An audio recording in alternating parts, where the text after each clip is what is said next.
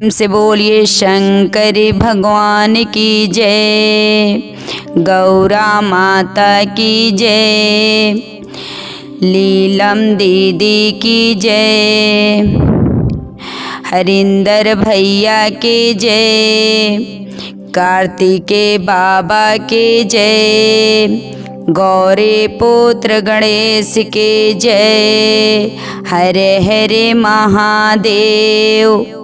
आप सबन के सामने गुरु बहना एवं गुरु भाई हम दुख भरी एक कथा लेके आयल बाटी। बाझिन के कथा, कैसे बाझिन एक बाली, उनके ऊपर कितना दुख बाटे। आप सबन हमरी कथा के सुनम आ सुन के कमेंट बॉक्स में हर हर महादेव लिखम और बताइम हमार कथा आप सबन के कैसन लगल बाटे। ई गांव रहेला तो गाँव में मर्द मेहरारू लोग रहेला लोग। तो जब मर्द मेहरारू लोग रहेला तो उनकरे भगवान भोलेनाथ 3 गो बेटा और 1 गो बेटी देले रहे ने। 3 गो बेटा और 1 गो बेटी भगवान भोलेनाथ देले रहे ने। इनके बहुत सारे धन दौलत रहेला, सब कुछ रहेला, टट्टर टाली मनो हर चीज़ रहेला, कुछ चीज़ के कमती ना रहेला, सब कुछ रहेला, सब कुछ रहेला। अपन आराम से खाला पिएला लोग, सब प्रेम भाव से लोग रहेला। तो भगवान भोलेनाथ के जाली पूजा पाठ करेली, थोड़ा बहुत पूजा पाठ अपन करेली आ सोचेली कि भगवान भोलेनाथ हमके 3 गो बेटा और 1 गो बेटी देले बने। भगवान भोलेनाथ हमके कुछ के कमी ना देले बने। सही है, कुछ के भगवान भोलेनाथ ना देले रहे ने कमी, पर सोचेली कि आगे भी हमारे साथे ऐसे होत रही। तब उनकर बेटा लोग सियान होला लोग त जाली शिव चर्चा में जाली त उनकर गुरु बहना लोग कहेला लोग कि अरे गुरु बहना शिव चर्चा में रउरी आवतानी, अब ते आपके बेटा सियान हो गइल बने, शादी विवाह करे लायक हो गइल बने, आ शादी विवाह कर देती। कहली हाँ, अब तो बियाह शादी लोग करे वाला हो गइल बा लोग, अब बियाह शादी कह देतनी, कह देव अपन लोग घर और लोग देखी लोग। हम शिव गुरु के तो चर्चा में हम आइबे करेनी। एगो बेटी वाली तनी उन्हों के कब्बो कब्बो संगे ले आल करम, जहाँ उनकर घर दुआर मिली कह भगवान भोलेनाथ से कहेनी कि सही घर दुआर मिले कि हमारे बेटी के गुजर बसर बढ़िया से। बड़का बेटा के तो शादी करेली, शादी कह देली। शादी कैले के बाद से भगवान कहल जाला भोलेनाथ सब अच्छा ही करे ने, सब अच्छा ही करे ने। लेकिन भगवान भोलेनाथ बहुत परीक्षा इनकर लेने, कैसे लेने। फिर कुछ दिन बीतेला, दूसरा बेटा के अपने शादी करेली। शादी जब दूसरा बेटा कह देली, कहल जाला कि 2 साल बीतेला, 3 साल बीतेला, 4 साल बीतेला, एको बेचारी के संतान नहीं पैदा होने।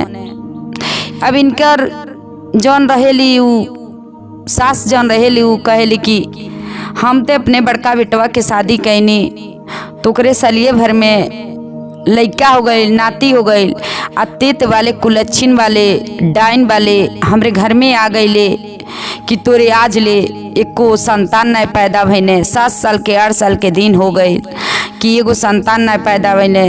तेत लगत नैयर से आयल लले, मुँह मरा के आयल लले कि तोरे पेट से, तोरे गर्भ से लिखल नहीं बटे कि लइका होई।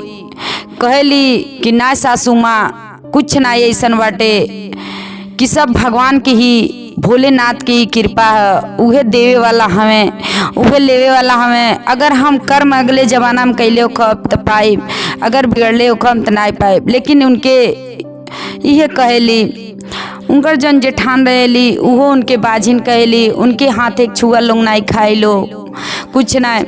कुछ दिन बीतेला, जन तीसरा बेटा रहे ने उनकर भी शादी कह देली। शादी कह देली, उहो आवेली घरे आवेली। उनहु के भगवान भोलेनाथ खूब सुंदर के बेटा देने बेचारी के बेटा जब देले रहे ने। अब दोनों जानी के तलैके हो जाने, पर जौन मझिला बेटा रहे ने उनके भगवान भोलेनाथ ना कुछ देले रहे ने। जब ना कुछ दे हैं तो कहल जाला कि जेकरे कोख में एको औलाद नहीं रही तो केहू घर परिवार में नहीं मानेला। बेचारी को इतना दुख होत रहल कि हमरे हाथ के केहू छुअल नहीं खाता, हमसे केहू मुंह में मुंह नहीं मेरा होता, हमरे आँख में आँख केहू नहीं मेरा होता, हमके देख के लोग मुंह टेढ़ करता। हमार सास ननद जेठान पर उनकर पति देव जौन रहे न तो उनकर पति देव उनकर मान सम्मान चोरी चुपके से करत रहे न, चोरी चुपके से बेचारू मान सम्मान करे न। कहे न कि जाए दो किस्मत में जो लिखल होई भोलेनाथ के तौन दिए आ नाय किस्मत में लिखल होई तो नाय दिए। बेचारी कहेली पर कहल जला घरवा से बाहरवा कहीं बेचारी जा नहीं पावत रहली, कहीं नहीं जा पावत रहली, नौकरी खान करत रहली कार, लेकिन उनके हाथे के छुअल ना के खात रहल। उनके लोग घर में से बाहरे लोग निकाल देले रह लोग, झाड़ू पोछा लोग लगवात रह लोग, कपड़ा धुआत रह लोग, हर काम लोग करवात रह लोग। कुछ दिन बीतल कहल लोग जाए दो हाथे के छुअल भी खाल जाई कि एगो नौकर के तरह घर में रही। बेचारी सब कैले के मंजूर कैले रहली, लेकिन जौन उनकर पति देव आवत रहने देख के तो उनकर छाती पे बहुत कष्ट होत रहल, उनके दिल में बहुत कष्ट होत रहल। कैसे अपने दुख के बात तू कहें कि हमरे दिल में इतना दुख बा कि तुहरे ऊपर इतना कष्ट पड़ल बा कि कौन भोलेनाथ के का गलती कैनी, अक्का अगले जमाना में हमन के क्रम बिगड़नी, काज तू हमरे साथे पढ़ के इतना सांसत करतलू काटतलू में तुहरो गलती हुई हमरो गलती हुई। लेकिन जौन हमार माई दादा लोग बालो भाई बालो भौजाई बालोग ना लोग समझता, अपने में लोग दोनों जानी मर्द मेहरारू ही लोग उनकर बेटा पतोही लोग बतियात रहलो। कहली कि हम एगो बात कहतनी कि रौरे मानम, कहने हाँ जवन तू कहबू तवन हम मानम। कहली कि ऐसन बात बा आप दूसर शादी कैली आ दूसर शादी कैले आ भगवान की महिमा है कि भगवान उन्हीं के गर्भ से एगो लड़का दे दी हैं तो हम उन्हीं के खिला के खुश रहम। कहे न कि ना हम नहीं करब शादी, कहे लेकिन ना ही रौरे हमार बाती के कबूले बानी तो रौरे के शादी करे खब। कहे न कि ठीक बाटे आ कलेब शादी। उनकर माई दादा तो लोग कहवे करेला कि ये बेटा तू शादी कैला, लेकिन बेटा मुड़ी ना उठावे ने। लेकिन इनकर मेहरारू जब कहेली कि रौरे शादी कैली दूसर, उनके गर्भ से एक संतान पैदा हुई, ऊ हमारी संतान रही। बेचारू जाने शादी उनकर होला, शादी होला जौन आवेली जौन इनकर सवती आवेली तो कल जाला घर में सबके गोड़ धरेली, इनहु गोड़ जाली धरेली। तब तक का कहिए इनकर सासू माँ उ बाझिन है, उ कुलच्छिन है, उ डाइन है, तो उनकर गोड़ ना धर। कहली तुरंत कहिए कि माँ मम्मी ना आज ये कहले वाली था हम घर में आयल बानी, आज इनकर सिंदूर बनल बा हमरो सिंदूर बनल रही, लेकिन मम्मी ऐसा नहीं बोली, सासू माँ ऐसा ना बोली कि भगवान ना देले बाने उनके तो हम आयल बनी हमरे गर्भ से संतान पैदा हुई है तो उनकर हुई है। कहली पर ऊ तो बहुत मानेली। कहल जला कि बड़ अपन कहेली हमार बड़ दीदी है, उनकर मांग के सिन्नूर बनल है हमरो बनल है, अगर उनकर उजरी तो साथ में हमरो उजरी, ऊ कबूल रहे। लेकिन सास रहेली बहुत, कहल जला कि बहुत कसाई रहेली, कहल जला कि शिव भक्त के तरह रहेली। लेकिन कहल जला कि एगो पतोही के दुख नहीं समझेली कि हाँ जाए तो भगवान के औलाद नहीं देले बने तो के इतना काहे हम कष्ट देत बानी। घर में से ओके बाहरे निकाल दिए, समाज के बीच में ओकर बेइज्जती करेली, बहुत ज़्यादा बेइज्जती करेली। जब बहुत ज़्यादा बेइज्जती करी हैं तो निकल के ओके लोग मारी लोग पीटी लोग। तो जौन रहेली बेचारी आवेली कहेली कि सासू माँ ई का करतनी। कहली कि तू काहे अइलू बारे, कहली मत मारी दीदी के, आ दीदी बानी, दीदी के सुहाग बनल बा हमरो सुहाग बनल बा। उनकर पति देव भी बाहर से निकल के गए, दोनों जानी लोग मना करी लोग कहला तुमकर पति देव का कहिए, अरे जा दो अम्मा न मारो इहे कहली तो हम शादी कैनी नहीं तो हम कैले ना रहती। मारो लोग छोड़ देला लोग, लेकिन कहला लोग कि हमरे घर में ना रही हैं बेचारी। वहाँ से मुंह मोड़ के अपन निकल जाली, नगर में निकल जाइए। कहल जाला कि अपन दुख अपने नैहर में भी नहीं गई हैं, अपने माई दादा से भी नहीं गई हैं, कि महतारी बाप से भी नहीं गई हैं कि हमके ये दुख बाटे। घर परिवार एगो लइका खरतीन हमके सासत लोग करता लोग, बाझिन नाम लोग धैले बा लोग, डाइन लोग कहला लोग, सब लोग कहला लोग। अपने नैहर में भी नहीं कुछ कहिए, निकल जाइए घर से, नगर में निकल जाइए। जाली जात जात उनके मंदिर मिलेला, एक शंकर भगवान के मंदिर मिलेला, शिवलिंग मिलेला। ओ जुगवे जाली अपन रहेली। कहेली एगो साधु बाबा रहने तो कहेली कि ये साधु बाबा हमू आपके कुटिया पे रहो। कहने कि ये बेटी तू कहाँ से आ तलू। कहली कि हमें बाबा हमरे केहू बाटे ना, हम का बताई, लेकिन हमू आपके कुटिया पर हम आपके बनाए खियाई। आई कहल जाला कि भोलेनाथ के सेवा सत्कार में लगल रह, आ भोलेनाथ के जल ढारब, आ जौन दुख कहे के रही तन भोलेनाथ से कह।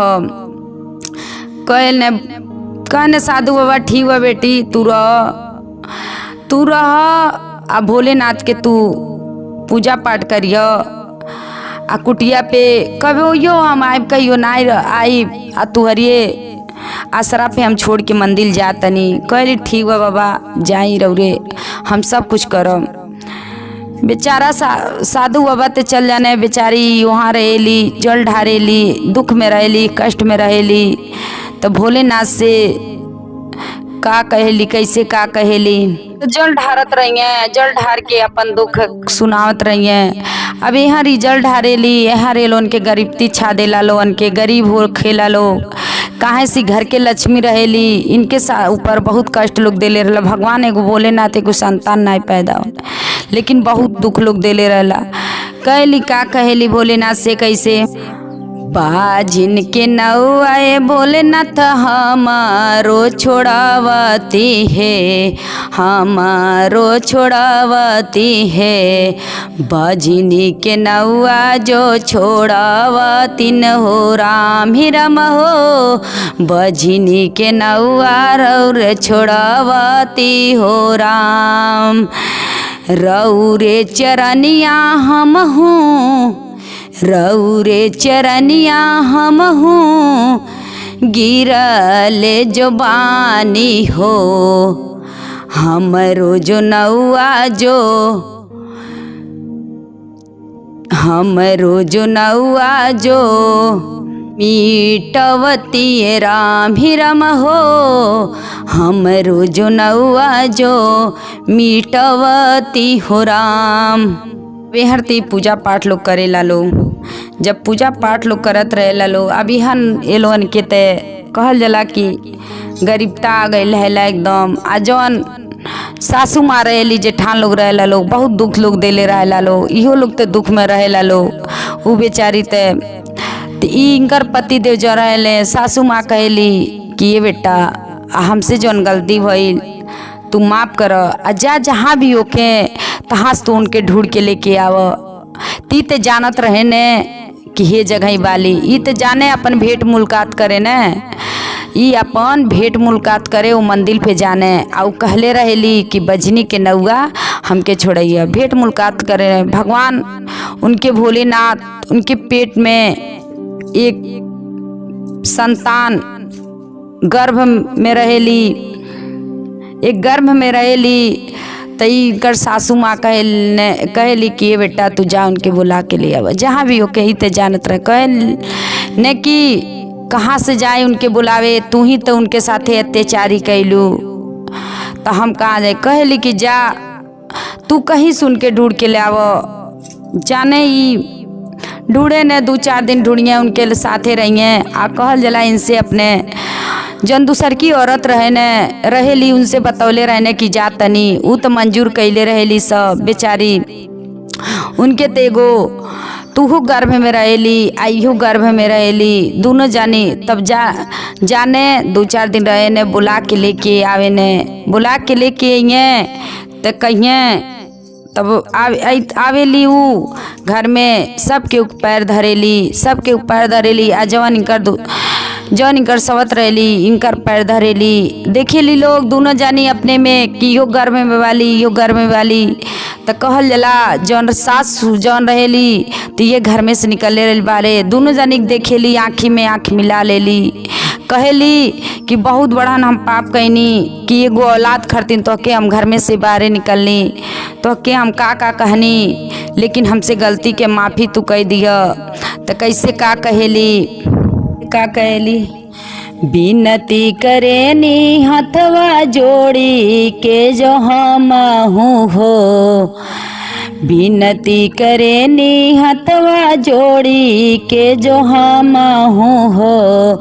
आ कबहू न जइया घरवा छोड़न हो राम ही राम हो, कबहू न जइया घरवा छोड़न हो राम हे बहू, कबहू न जइया घरवा छोड़न हो राम।